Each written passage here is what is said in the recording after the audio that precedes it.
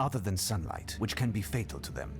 There are very few ways in which to conquer a vampire. However, various legends and reference books about these creatures of the night, as well as my own experiments, have affirmed the following.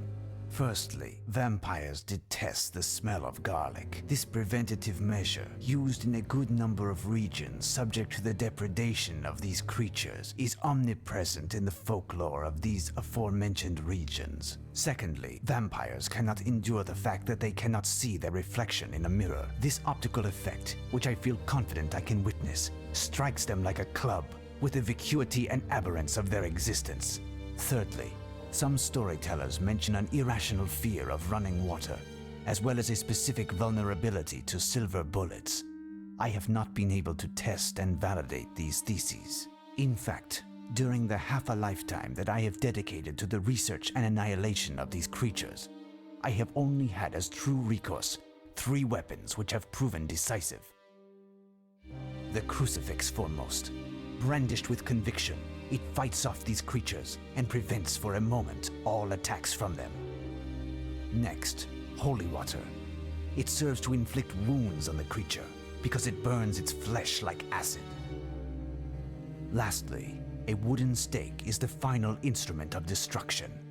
After having discovered the sanctuary of the enemy, one must profit from its damned slumber in order to strike with the greatest force into the beating heart of... Professor, it's me. It's Maria, your lodger. Professor, there's a letter here. Can you hear me? Yes. Slide it under the door. Can I get you anything, Professor? Something to eat, perhaps? What? No, thank you, Maria. But, Professor, it's been 4 days now that you haven't been outside, is it? Maria, I am trying to work. Leave me in peace.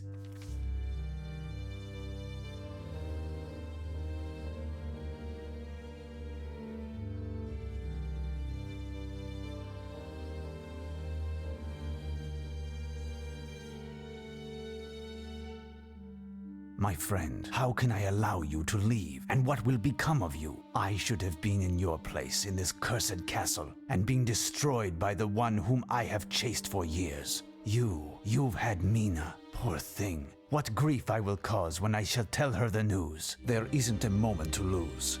We must inform Mina. She is in grave danger.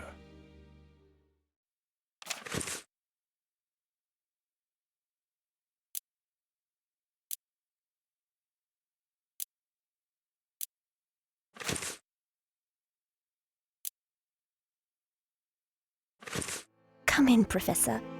I am pleased to see you. Please excuse the disorder in my attire, but I haven't had the strength to attend to the housekeeping this morning. But what is going on, Mina? And where is your servant? Jenny is absent. She's with her sister. My God, I am at a loss for words. We found her poor sister yesterday, dead. An atrocious crime. Today's newspapers gives the heinous details. The police came here to break the news to Jenny. She was shocked and had to go to the police station to identify her sister. What a tragedy! She was my junior by 3 years and now she's dead. But what a paltry hostess I am. To what pleasure do I owe your visit? Have you received news of Jonathan? Not at the moment. I came to see if all was well. Jonathan repeatedly insisted I take care of you. I reckoned, could I take you for a stroll in the park, perhaps? Nothing would give me greater pleasure. I must alter my thoughts. Give me a few moments in order to ready myself.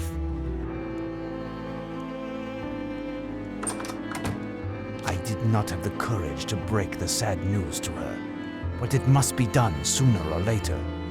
What could have happened to this poor young girl? Mina told me that it was mentioned in the papers.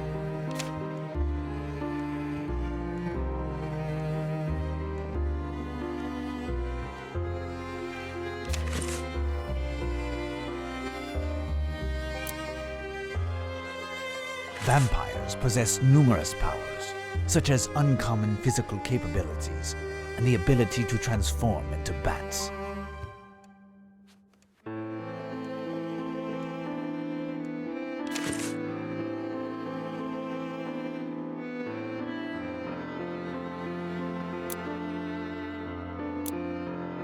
Damnation! This cannot be a coincidence. Harker's letter spoke of his host's interest in London. I must get to the bottom of this. This pile of newspapers must have belonged to Harker. He kept them to help him in his hunt. Perhaps I will find the article to which the News Times made reference today.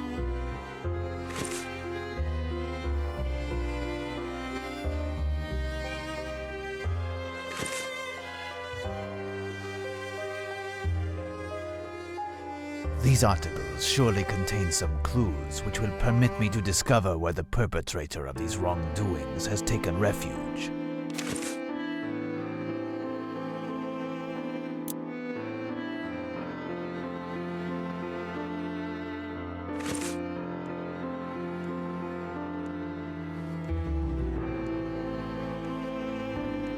It is a photograph of Harker. Mina is very much in love with him.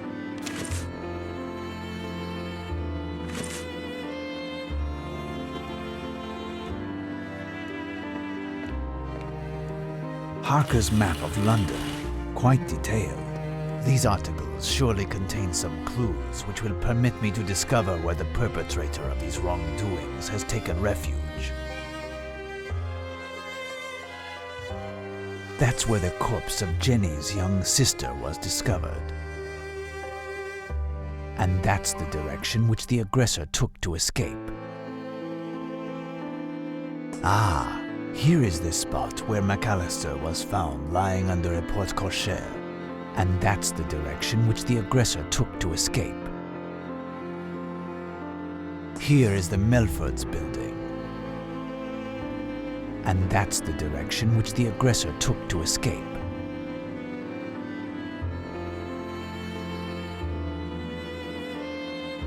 Here is the place where this young religious woman was attacked by this demon. And that's the direction which the aggressor took to escape. All of these paths cross at a point, Godalming Manor, next to Bloomsbury Cemetery. I must get there as soon as possible while it is still day. The park and Mina will wait.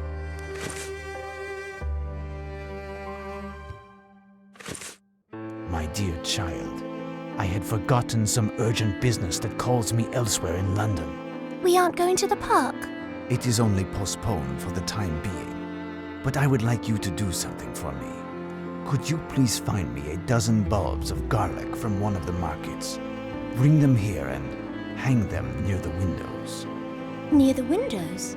Ah, yes. I do not have the time to explain it to you, but you must do this for me. And if a stranger comes to see you and claims to be here on my behalf, or that of Jonathan, do not, under any circumstance, let them in. You are alarming me, Professor. Should I be worried? No, it is nothing. At least, I think not. All will be well. I shall return this evening, and we shall dine together. If I am still alive.